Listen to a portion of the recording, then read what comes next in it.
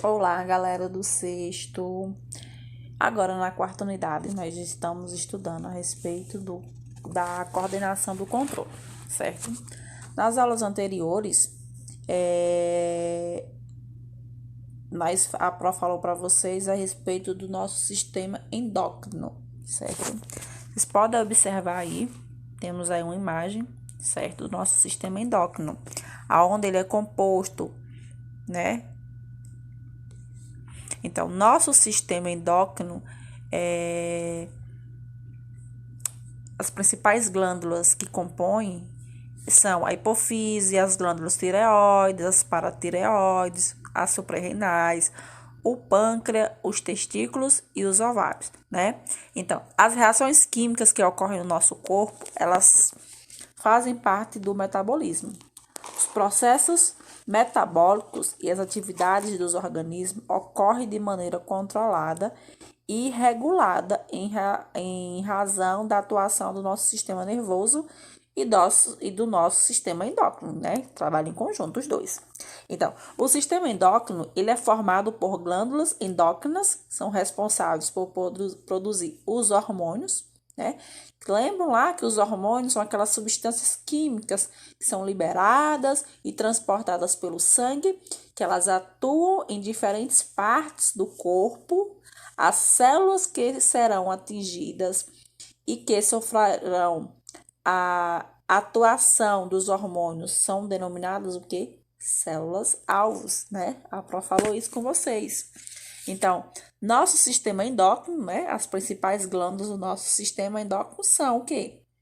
A hipofise, tireoide, paratireoide, suprarrenais, pâncreas, testículos e ovários.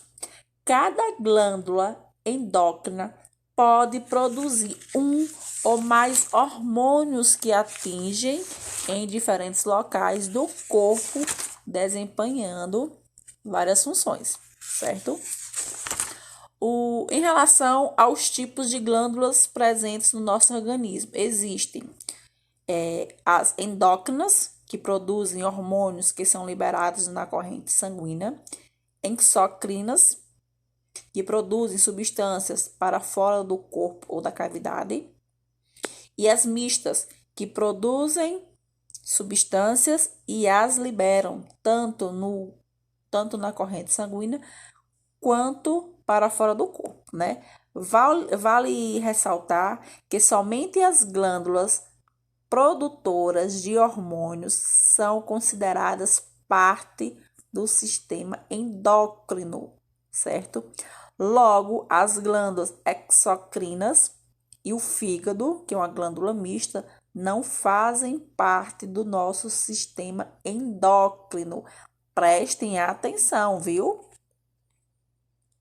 Então, a hipofise, nós sabemos que a hipofise ela fica localizada no hipotálamo, né? Essa glândula ela produz ou libera diferentes tipos de hormônios que atuam em diferentes órgãos e também em outras glândulas do corpo.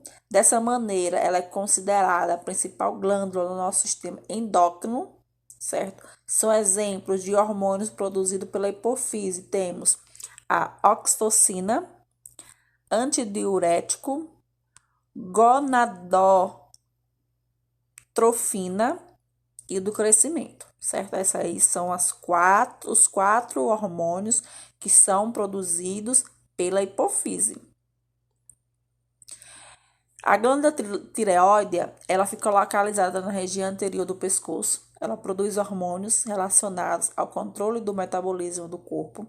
Ela é responsável pela produção do hormônio tiroxina, que controla o metabolismo, atuando na pressão arterial, na frequência cardíaca, na produção de proteínas e no crescimento e na maturação do organismo. A tireoide também é responsável pela produção do hormônio calcitoxina e regula a concentração de cálcio no nosso sangue. Então, quando a produção de hormônio tiroxina está desregulada e produz quantidades maiores ou menores do que o ideal, causa a doença que é conhecida como hipertireoidismo e hipotireoidismo, né? São essas duas doenças que são causadas pela produção desregulada, né, da tireoide, na tireoide. Então, nosso sistema, temos aí também as glândulas paratireoides, né, que são 4 pequenas glândulas que ficam localizadas atrás da glândula tireoide, que elas são responsáveis por produzir os hormônios paratormônios, né?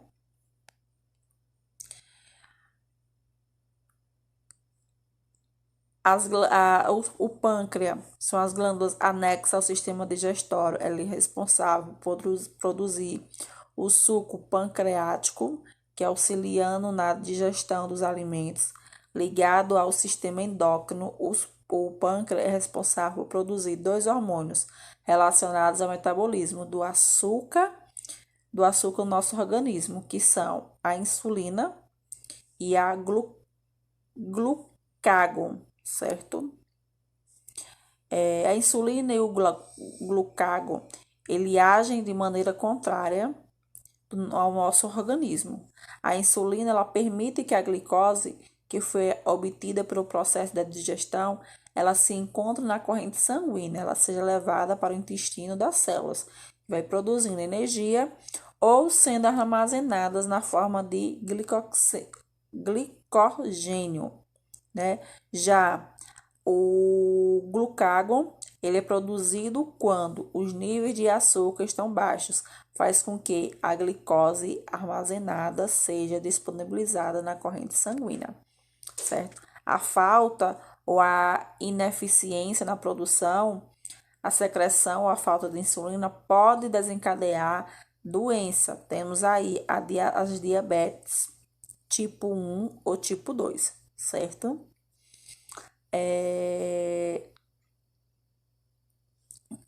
As glândulas suprarrenais, elas ficam localizadas acima dos rins, né? Elas são responsáveis pela produção de diversos hormônios para o organismo, como cortisol e adrenalina, né?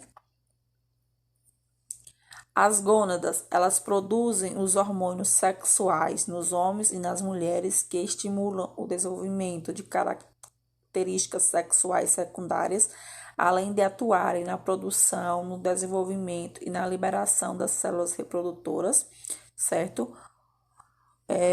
Os testículos nos homens, né? Ele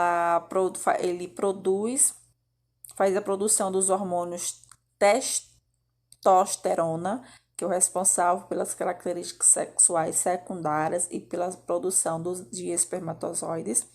Já nas mulheres, temos aí os ovários, né, que é a produção dos hormônios estrogênio e progesterona, responsável pelas características sexuais secundárias e pela produção de ovocitos secundários, né? Algumas características sexuais secundárias são, nas mulheres, o desenvolvimento dos seios, nos homens, o crescimento de barba, né? Vamos falar agora a respeito do nosso sistema nervoso, né? Que nosso sistema nervoso, ele possibilita sentir e interpretar os estímulos do ambiente. E ele, além de agir em relação a eles de modo extremamente rápido, né? O nosso sistema nervoso, ele é composto por 2 partes. Pelo sistema nervoso central, né, que é formado pelo encéfalo e pela medula espinal, e o sistema nervoso periférico, que ele é formado por nervos e glândulos que se distribuem pelos organismos. O sistema nervoso, ele é formado por células altamente específicas denominadas de neurônios, né? Os neurônios, eles recebem e transmitem informações pelo organismo na forma de impulsos nervosos. A transmissão desses impulsos nervosos ocorre através das sinapses, Os neurônios são células alongadas e com ramificações que permitem a formação de uma rede de comunicação entre vários neurônios. O neurônio apresenta as seguintes partes: dendritos, corpo celular e axônio, certo?